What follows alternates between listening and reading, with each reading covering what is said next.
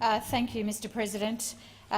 Before I ask my question, I'd like to acknowledge the Northern Territory Housing Minister, Jerry McCarthy, in the audience here today. My question is to the Minister for Indigenous Affairs, Senator Scullion. The Minister's remote housing review found that since the National Partnership Agreement on Remote Indigenous Housing commenced in 2008, overcrowding among Indigenous households has fallen from 52.1% to 37.4%, a reduction of 28%. And the review also found that Queensland, WA and South Australia exceeded their targets for Indigenous housing refurbishments by 23%, 35% and 60%, respectively. Minister, given the findings of your own remote housing review, why are you withdrawing Indigenous housing assistance to those states? Senator Scullion. Well, perhaps that's one of the challenges with question time. You're stuck with the same question. I've provided the answer to that before in my first answer to Senator Dodson. I'm not moving away from any of those things. But what we need to do is if we're going to stop overcrowding, having a refurbishment of a house doesn't provide an additional bedroom or more houses. The only things that provides that is a rebuild or a new house. So can I make it absolutely clear, we're not moving away from this, but we want to hold the states and territories to account. It's okay to be able to, and in the first 5 years of the program, under things like CHIP, it was an absolute outrage with jurisdictions taking 15%, not putting a single cent into that process. So yes, we have used our independent review into housing to look very carefully at those processes. But for a state to say, oh, we've exceeded our number, I'll tell you what that means. That means I didn't build a house because it was too hard, I took the money for that and I painted up a couple of others. And I can give you heaps of examples about the disingenuous approach from the remainder of the jurisdictions of all political persuasions, Senator. And so I can promise you we are engaging, but we're ensuring that the states actually have funds on the table rather than us just putting money into their budgets and the outcomes turning up in a whole variety of places, but not necessarily in remote communities, and actually putting towards reducing the number, which means investing in houses and in rebuilds. But you know, the refurbishments are a very small part of this, and they are far easier to do than actually going out and actually building a new house or rebuilding a house on a new site.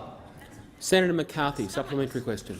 Thank you, Mr President. Given that in Queensland alone the NPRH has supported 2,640 jobs over the past 10 years and currently supports a growing number of Indigenous businesses along with over 850 Indigenous apprentices and trainees, why are you withdrawing Indigenous housing support as a result of these?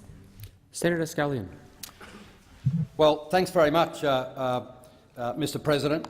As I can just clarify again, I am not withdrawing from this. I am not withdrawing from the process. I am not withdrawing from the process. Well, in the Northern Territory, on a bilateral, we have indicated that we are going to be putting in 120. We've undertaken in the Northern Territory, because that's the only bilateral that's been finished, that we would be putting in 120 million a year, and they would be matching it, the Northern Territory. So that is the way it's going. Now we're looking to the states and territories, whom I suspect actually withdrew.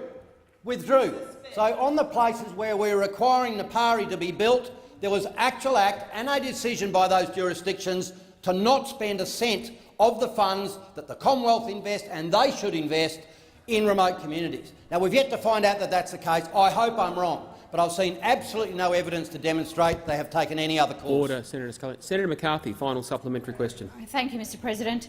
The Remote Housing Review states, and I quote, "This achievement of increasing housing supply and amenity and the resulting benefits of reduced overcrowding should be celebrated." End of quote.